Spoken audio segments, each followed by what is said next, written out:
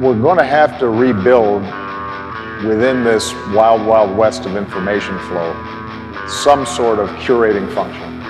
It's time for the AxisOfEasy podcast, the weekly technology digest that keeps you ahead of the curve. We've got to maybe do something with the internet. Brought to you by EasyDNS.com. Somebody will say, oh, freedom of speech, freedom of speech. These are foolish people. The FTC is preparing a possible antitrust case against Facebook. A ransomware attack on a German hospital causes a fatality. Another Magecart attack hits over 2,000 e-commerce sites.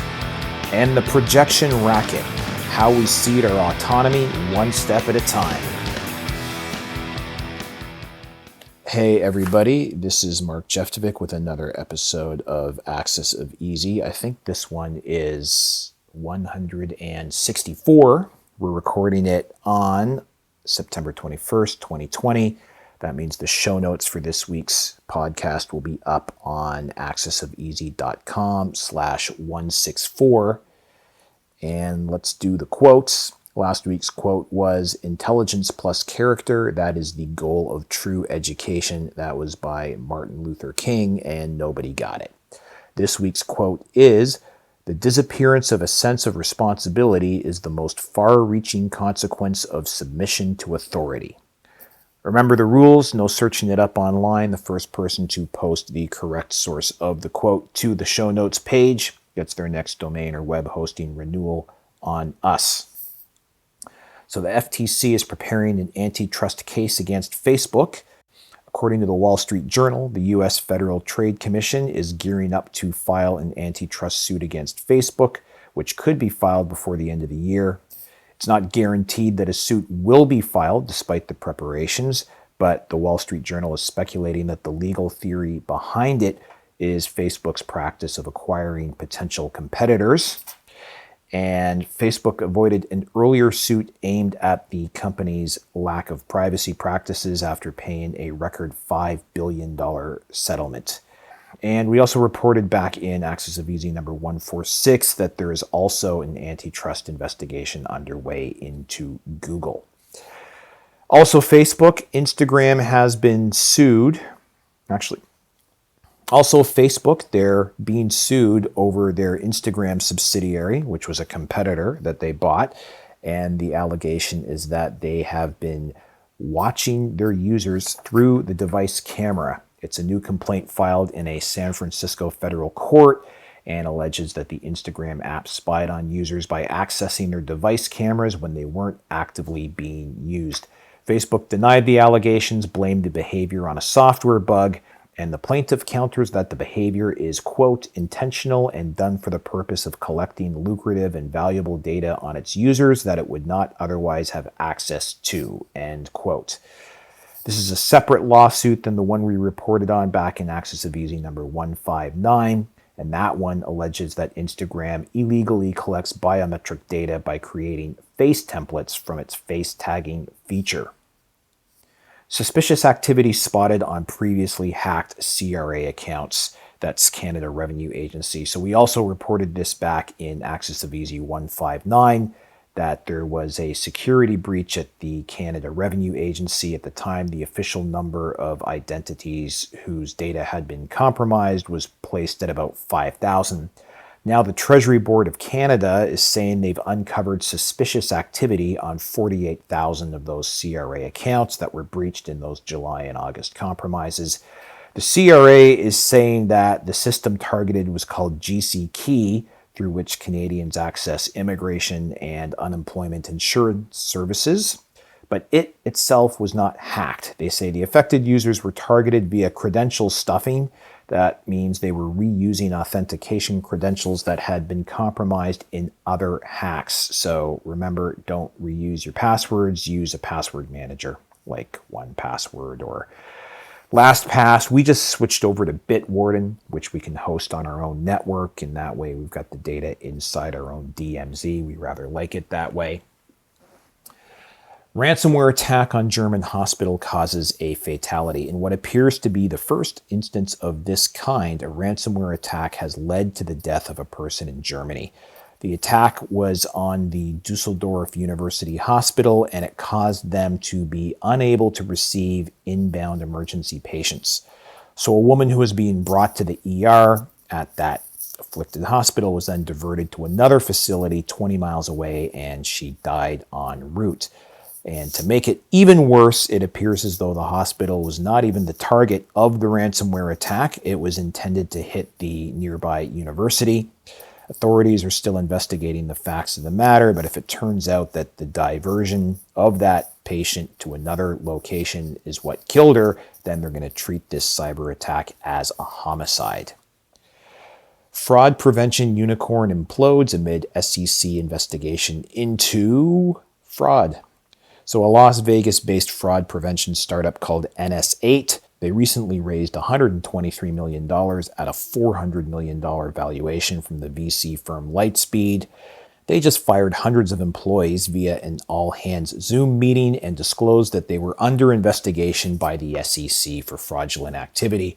The company bills itself as a fraud detection and prevention platform for small business. And heading into the equity raise, they boasted about a 200% jump in annual revenues, but they're burning between $4 and $6 million a month, and they apparently have offices in Miami, Amsterdam, Singapore, Melbourne, Australia, San Ramon, and California.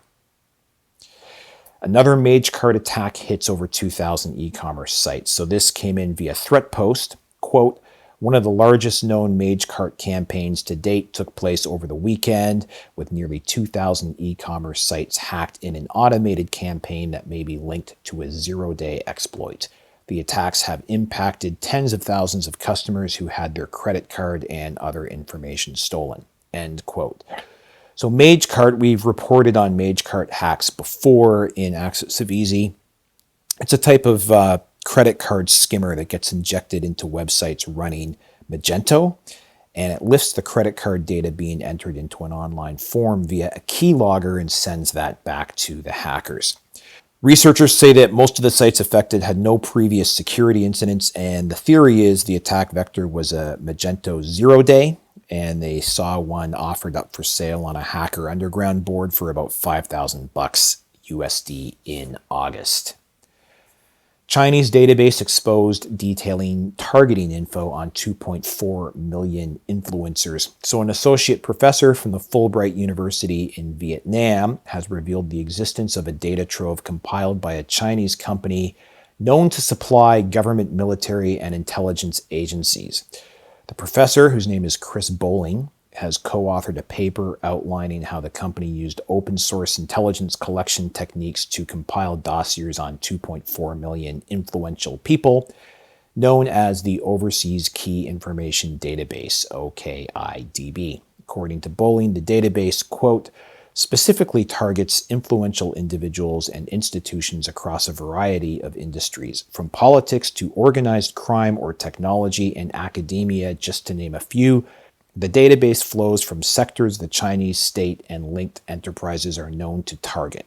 The breadth of the data is also staggering. It compiles information on everyone from key public individuals to low-level individuals in an institution to better monitor and understand how to exert influence when needed. End quote. People of influence includes the likes of politicians, activists, academics, military officers, media personalities, and government employees. Operation Legend, pacifying U.S. cities with intrusive surveillance. So this piece came in via The Intercept. It looks at various layers of surveillance technology that an increasingly militarized police force across the U.S. are using now more than ever.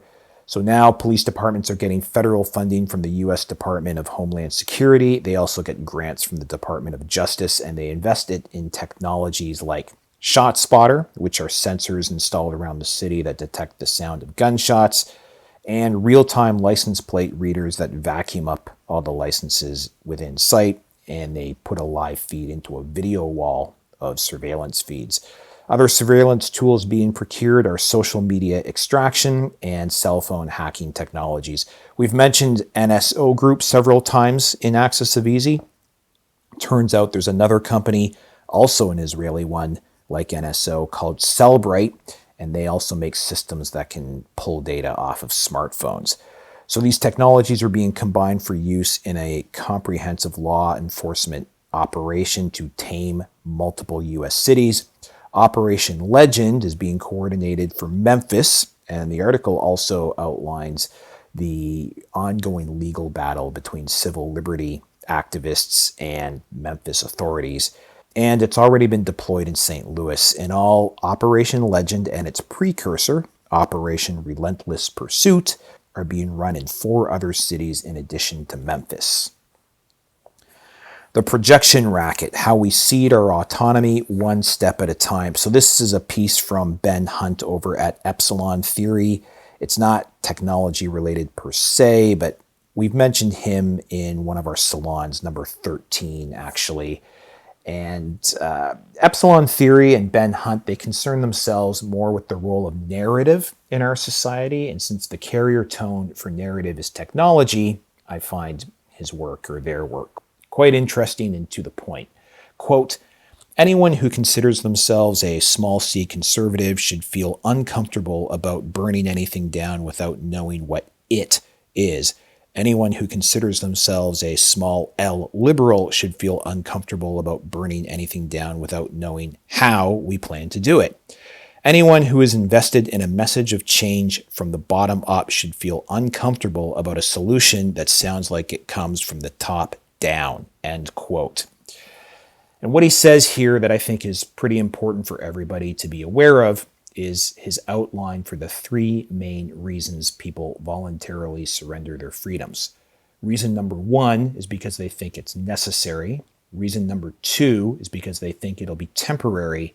And the third reason, perhaps the most insidious of all, is that we trade in our freedoms bit by bit in exchange for high-sounding platitudes about freedom and democracy and equality, but in reality, what we get instead are more controls, more inequality, and more authoritarianism. And don't jump to conclusions here. Ben is by no means some right-wing libertarian the way some of the readers might think I am, but what Hunt consistently does is he thinks about issues in terms of narrative from beyond the left-right paradigm, which is why I think it's important and refreshing to look at it that way. Finally, AxisOfEasy Salon number 22, when the going gets weird, the weird turn to YouTube. So we had another great talk with all 3 of us. We talked about all sorts of things, resilience, the network state, and the release of Charles Hugh Smith's new book, A Hacker's Teleology, Sharing the Wealth of Our Shrinking Planet. So go out and get that. Also on the AxisOfEasy last week, Jesse had a piece on GPT-3 and existential angst, and Charles had one, This is Why Inflation Will Rip Everybody's Face Off. So you might want to check those out, and anything else on AxisOfEasy.com. The show notes for this week's edition would be at AxisOfEasy.com/164. And that's it for this week. Stay healthy, stay sane, stay calm, and we will see you all next week.